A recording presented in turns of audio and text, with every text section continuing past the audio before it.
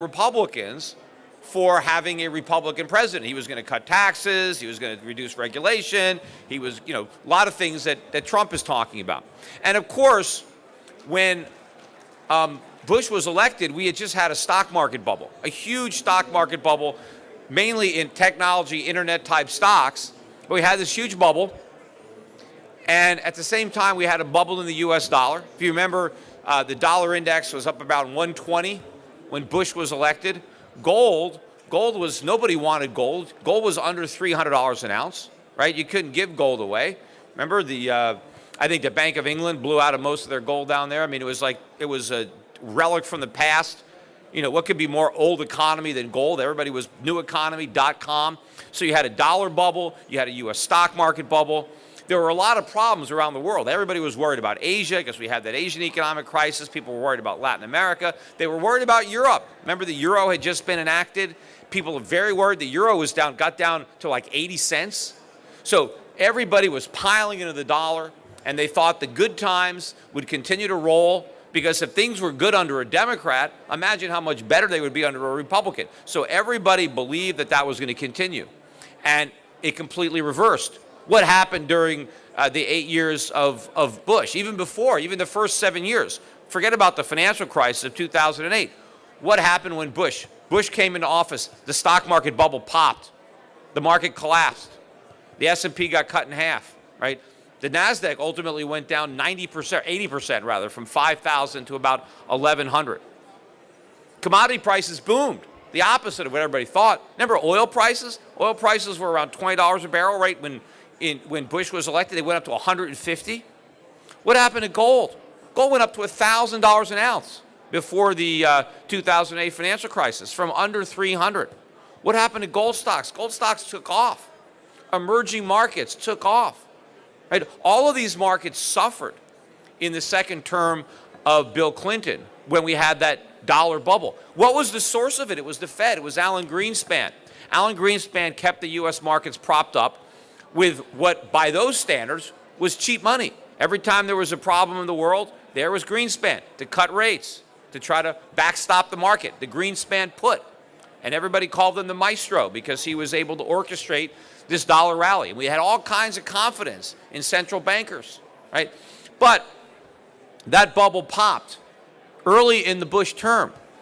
Now, when the dot-com bubble popped, what was the response by Greenspan and the Fed? They repeated the mistakes. They slashed interest rates down to 1% and created the housing bubble. And that bubble didn't pop until 2007, and the crisis that ensued was in 2008. That still popped on Bush's watch. And as a result of that, he was able to get a second term, right? Because the Fed was able to buy Bush a second term with a phony recovery instead of dealing with the problems. Just like Richard Nixon didn't want to deal with the problems that he inherited from Johnson, Bush didn't want to deal with the problems that he inherited from Clinton. So we had more phony stimulus, more money printing, and we created a bubble, but it bought Bush a second term, but it wasn't able to buy John McCain a first term. Because when that bubble popped in the Bush second term, the public wanted something different, right? They all blamed it on Bush. They blamed it on capitalism because people associated him with capitalism, even though he wasn't a capitalist. He wasn't a free market guy. But that paved the way for Barack Obama. Now, Barack Obama was able to get a second term because the Fed was able to inflate an even bigger bubble than the one that they inflated under Bush. What Yellen and Bernanke have done dwarfs what Greenspan did. I mean, if you think about all of the problems globally, not just in America, that were the byproduct of artificially low interest rates, when the lowest they got was 1%, and they were only there for about a year. And then the Fed raised them back up to over 5% within a couple of years.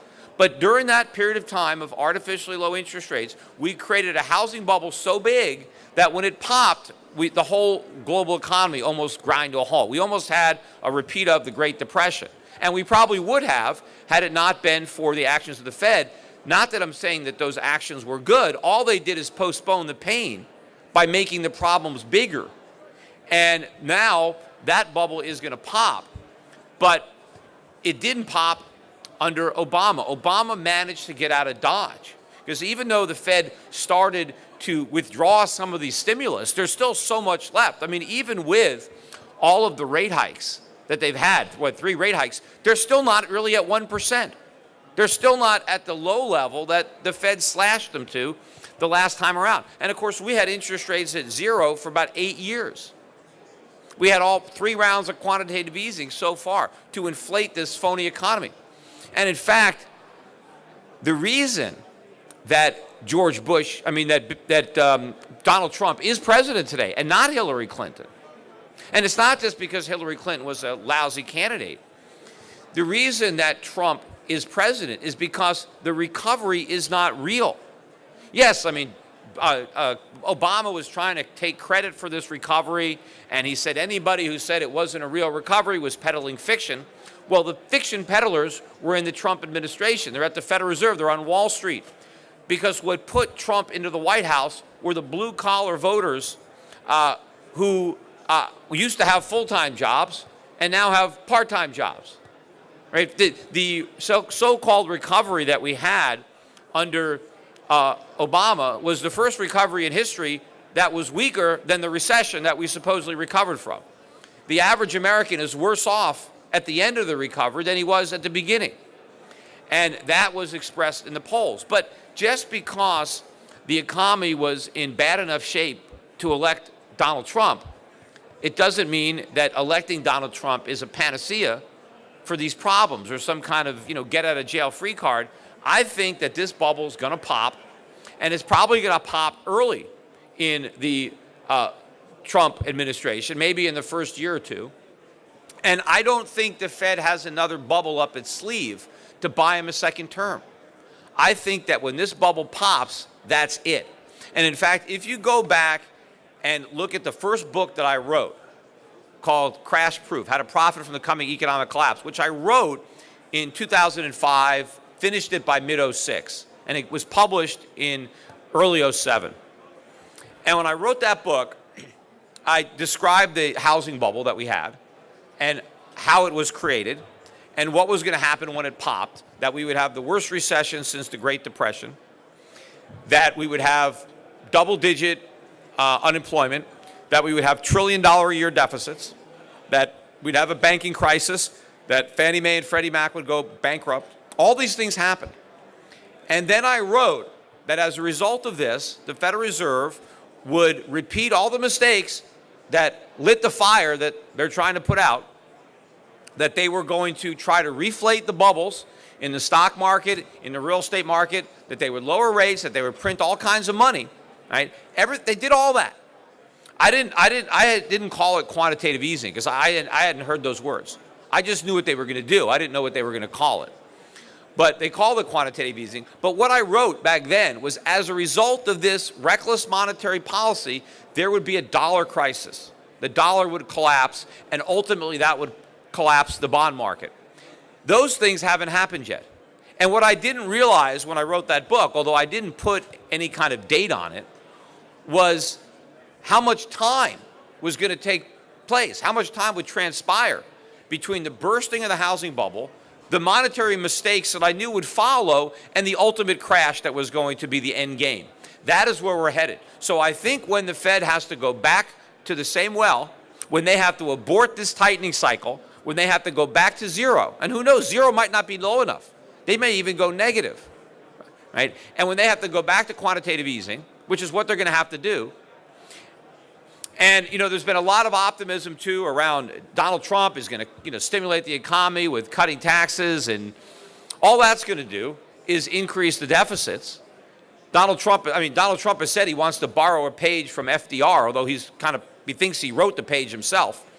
But he wants to prime the pump Keynesian style. He wants to substitute inflation for taxation. He thinks we can just cut taxes, but allow government spending to grow, and we can just make up the difference by going into debt. But it's not about going into debt. Nobody's going to lend us money. It's about the Federal Reserve printing the money. In fact, the Federal Reserve is still pretending that they're getting ready to shrink their balance sheet when shrinking the balance sheet would be an impossibility, especially when the government is going to be borrowing more money than ever before if we go into another recession, which we may already be in.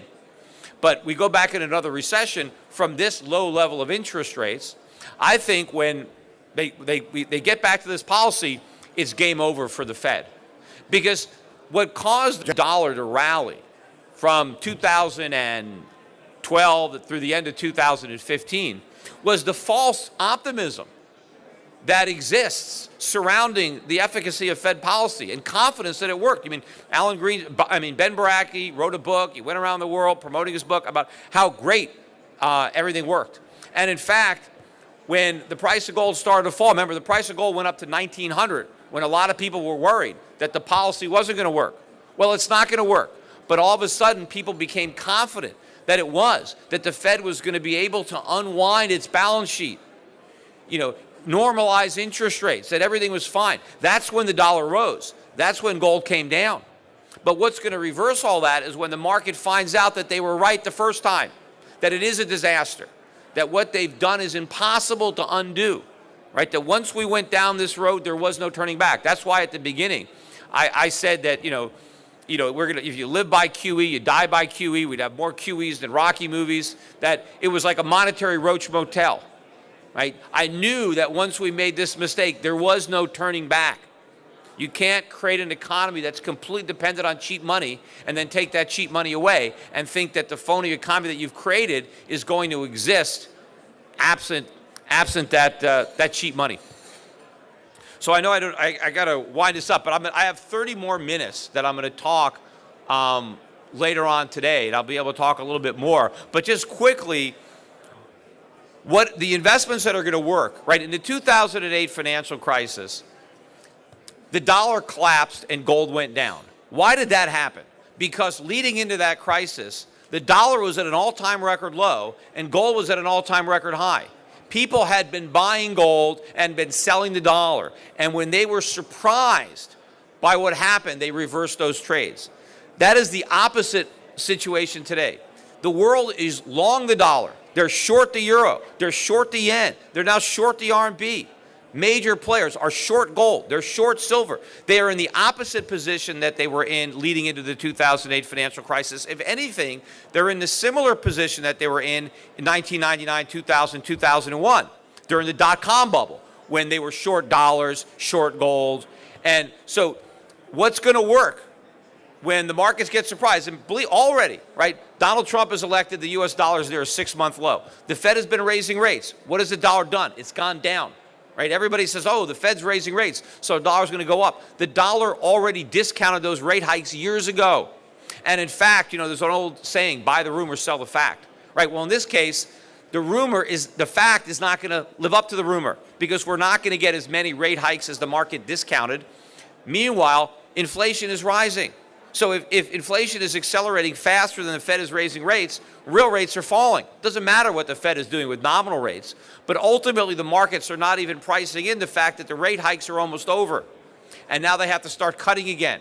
And again, they're cutting from a level that's very low, so the main policy instrument is going to be QE. It's going to be printing up lots of money to buy U.S. Treasuries, to buy more mortgages, to buy maybe even municipal bonds. Who knows what the Federal Reserve is going to be buying? But what you need to be buying before that is you need to be buying gold. You need to be getting into the foreign markets. Look at the types of markets that did well in 2002, 2003, 2004. Emerging markets did really well. There were certain developed overseas markets that were perceived as safe havens from the dollar. See, right now people still think the dollar is a safe haven, but where do they go when they realize it's not? Right? That the dollar is the problem and you need to get out of that. So we're building portfolios that consists of assets in countries that will be the real safe havens that money will flow to when it's leaving U.S. dollars and U.S. assets.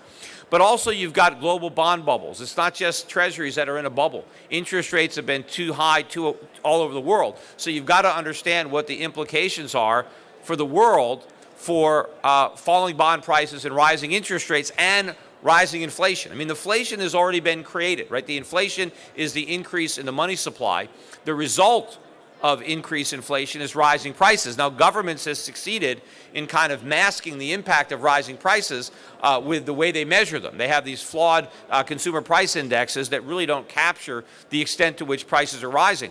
But one of the things that inflation prevented was prices from falling.